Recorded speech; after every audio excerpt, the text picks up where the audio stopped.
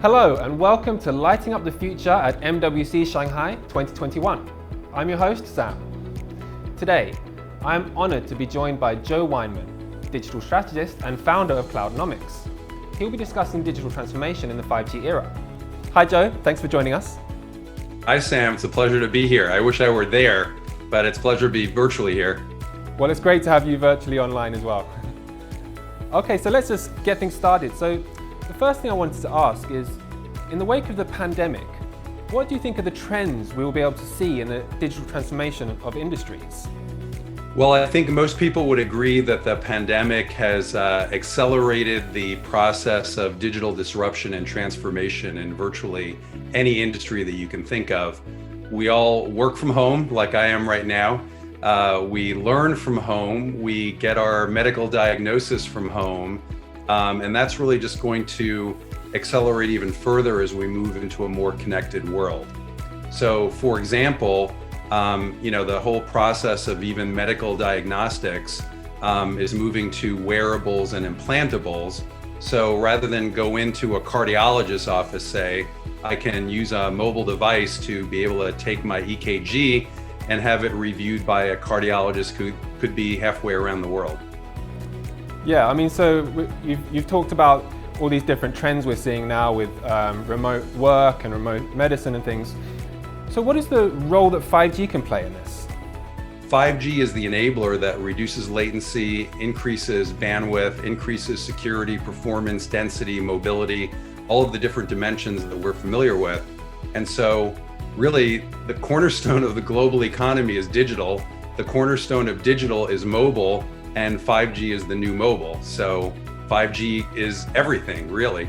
We've spoken about 5G being as an enabler, but the next question I'd like to ask is it a disruptive innovation or a sustaining innovation? And what are the ecosystem implications?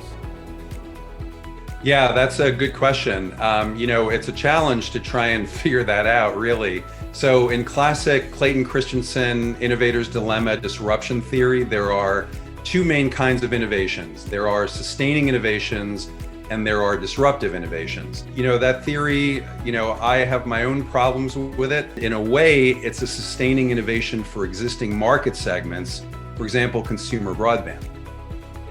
On the other hand, it's really what would be called new market disruption because it's creating new markets that didn't exist before. The idea of high density, the idea of IoT, low energy for use in factories, for example, ease of connectivity, network slicing, all the different dimensions really are enabling entirely new applications. And you asked about ecosystems. In terms of the ecosystem implication, on the one hand, you need technology providers with the global scale, scope, engineering talent, product management talent, manufacturing talent, and so forth to create these products and services that bring the technology this far.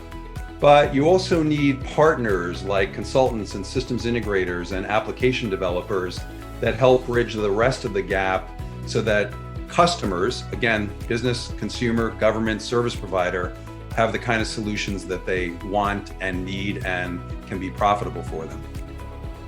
Okay, great. So that's really interesting to see it from a theoretical point of view. But what does that mean for businesses? What are its business impacts of 5G?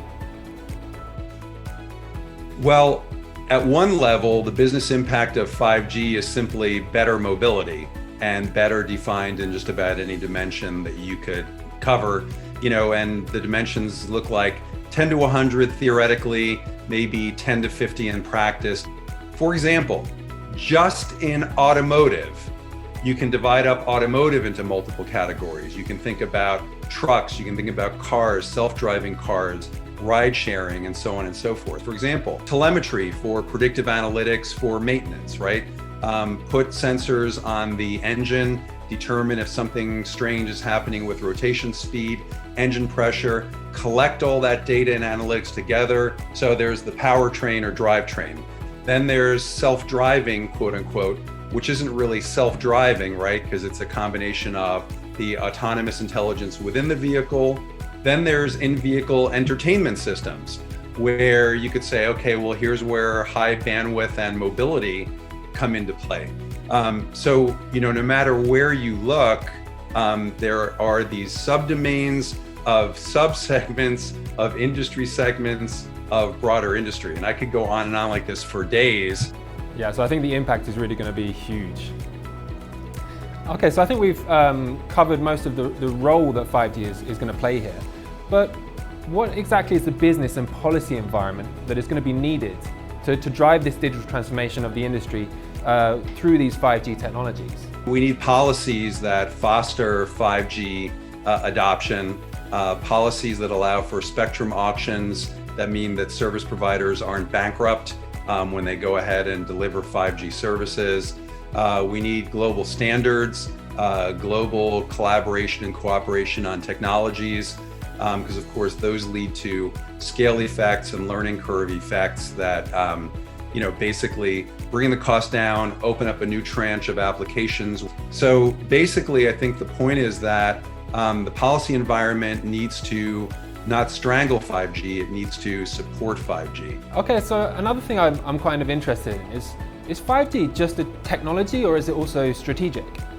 And the conclusion that I've come to and I've written about is that there are really 4 generic strategies. One is better processes and resource utilization and organization structure. In other words, the internal operations of the company.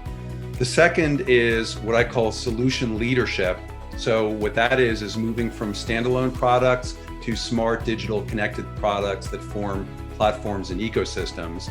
A third is, in effect, better customer relationships through what I call collective intimacy. And then the fourth is using digital for accelerating innovation, making it faster, cheaper, and better.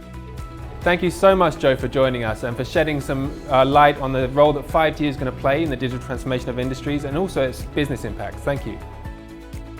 Thank you, Sam. I mean, we're sitting on the cusp of something truly incredible.